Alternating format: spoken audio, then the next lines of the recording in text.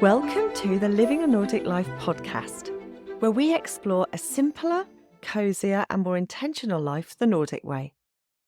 I'm Fiona McKenna, your Nordic living guide and founder of Living a Nordic Life, where I share all things Nordic living and show you that a Nordic life is the way to bring intentional calm and healthy habits into your own life, wherever you are in the world. Are you looking for ways to bring simplicity, coziness and calm into your life? Well, let me show you how. Visit the Living a Nordic Life website to explore how I can help you on your journey to simple, healthy and happy calm, the Nordic way. You can subscribe to the podcast right here. And if you want regular inspirational emails sent with love from Norway and straight to your inbox, don't forget to subscribe to the Living a Nordic Life newsletters. And so now let's dive into our episode. Hello again and welcome to this episode. And this one is a little bit more light-hearted and not too serious compared to some of my others. And I talk a lot about Nordic traditions and especially Norway and things that are unique to the Nordic culture.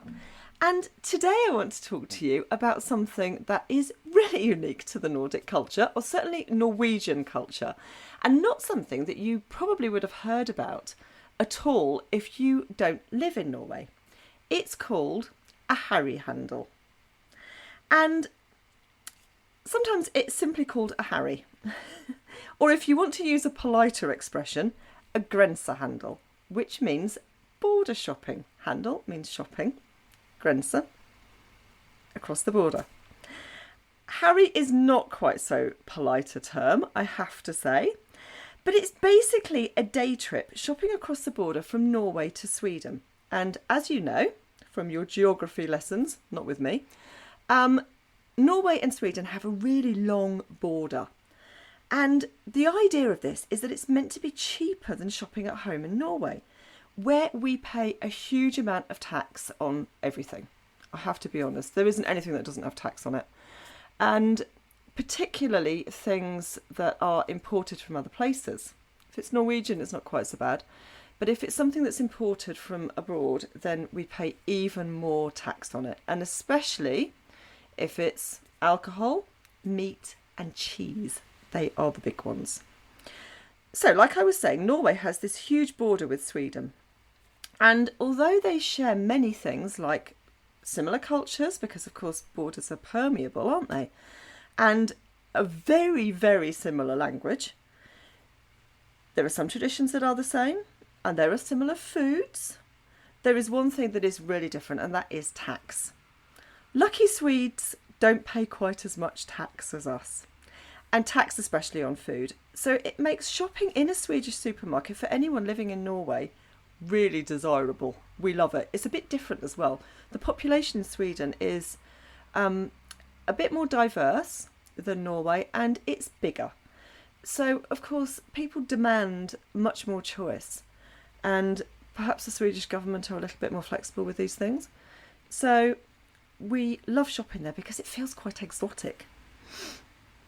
So anyway, this is a Harry. And it's called a Harryhandel because apparently, this is what I've been told, that there's always somebody called Harry on one of these trips. I don't think I've ever met a Norwegian Harry, I have to say. Maybe you know somebody who's Norwegian who's called Harry. But apparently there's always a Harry on one of these trips, which is why it's called a Harryhandel. The fun is not just about shopping for things that you can't get at home, though. It starts on the journey itself. And where I live, we are just a little bit south of Oslo and we're near the coast on the Oslo fjord. And just across from us, well I say just across, it's a bit of a distance, you don't want to swim it, but just across from us on the other side of the Oslo fjord is Sweden. So we have a ferry that takes us across from our local town where there's a really nice harbour across to a place called Strömstad, which is not far from the Norwegian border on the other side of Oslo Fjord, but does cut out quite a lot of time for us. It's a 2.5-hour ferry trip across the fjord, and when the weather is lovely, it is a really nice trip. And if you're a club member of the ferry company, so it's kind of like a loyalty card, which is available to everybody. I don't think you even have to live in the Nordics for that. So if you come to Norway and you want to take this trip, you can actually join and be a member. The journey itself is free, completely free, even for our cars. And I know the ferry companies, they're very clever about this. They know they're going to make lots of money because they have big tax-free shops on board. So we start our shopping before we even get to Sweden. And people do have a lot of money to spend. You don't usually go to Sweden and spend the equivalent of a couple of $100. You know, we're talking 600 or 700 easily. And that's if you're being a little bit circumspect. But we also like to make it a little bit more fun and festive by booking a table in the buffet restaurant for breakfast. They have a fabulous buffet breakfast with everything that you could possibly imagine. A lot of things like full English breakfast, you know, sausages and bacon and stuff like that. But also things like prawns and smoked salmon, gravlax, knäckebröd, Nordic crisp breads, and different types of bread, and lots of different salady things that you would expect to have on a Nordic open sandwich that you would have for breakfast.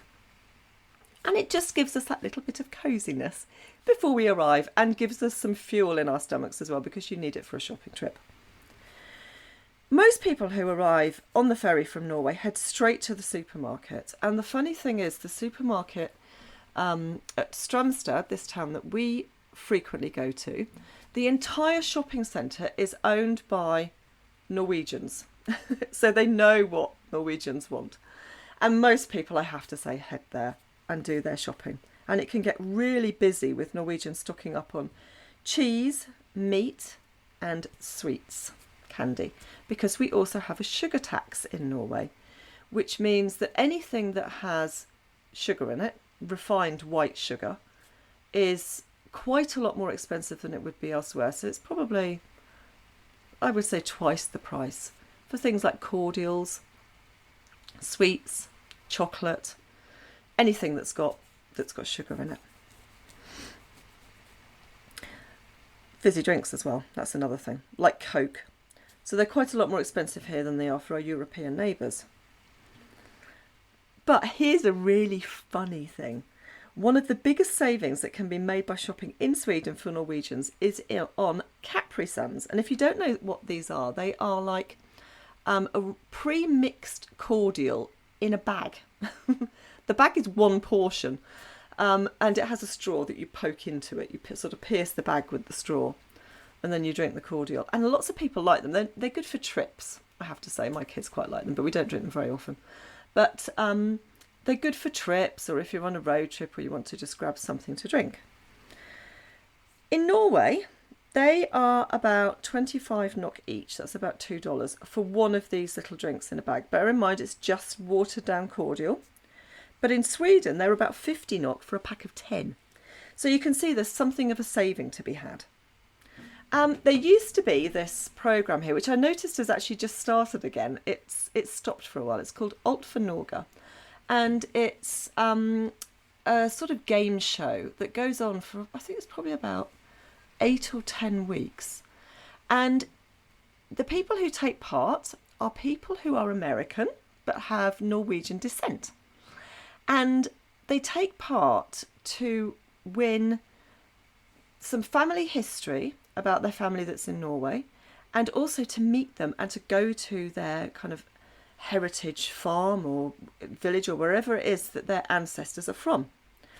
And it takes place all in Norway. They bring these contestants over and they spend their whole time here. And it's all about Norwegian culture. Do they know fairy tales? Do they know some Norwegian songs? Can they translate something?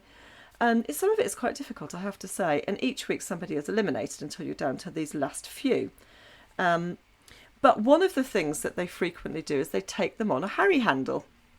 And they go across to Strömstad usually. And they have to try and save as much money as they possibly can. They're given a certain amount of money and they have to get as much as they possibly can and save as much compared to the things that they would buy if they were in Norway. And of course, not living here, they don't always know. But there was one particular episode where that one team must have known. They must have been talking to somebody about it, because they had about 5 trolleys just with Capri Suns in it, and that's all they bought. And they won, of course, because they saved so much money on it. It was fun. And if you do get to watch it, I don't know if it's on wherever you are, but if you can watch it, you want to have a look. It's a really fun game show. Alt for Norge, it's called. So, anyway, Capri Suns are only half of it. There's cheese, bacon, meat, and more international foods these are kind of amongst the popular items for Norwegians to get on a Harry. And of course, wine, beer and spirits. There's a considerable difference between alcohol in Norway and Sweden.